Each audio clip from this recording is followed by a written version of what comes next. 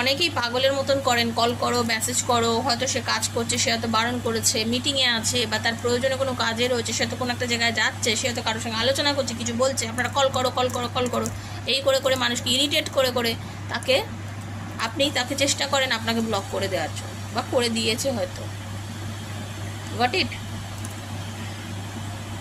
My desires are greater than this reasons, so excuse me. এই যে বললাম না, সে তো বুঝতে পারছে তার কি চাহিদা, অনেকের বুঝতে পারছে যে তার কি চাহিদা। আপনার পার্টনারের আপনি মনে করছে যে আপনার জন্য, আপনি ছাড়াও তো তার লাইফে অনেক চাহিদা রয়েছে, আপনি সেইগুলো মেটাতে গেলে তার টাকা রোজগারের দরকার, তার আরও অনেক কিছু দরকার।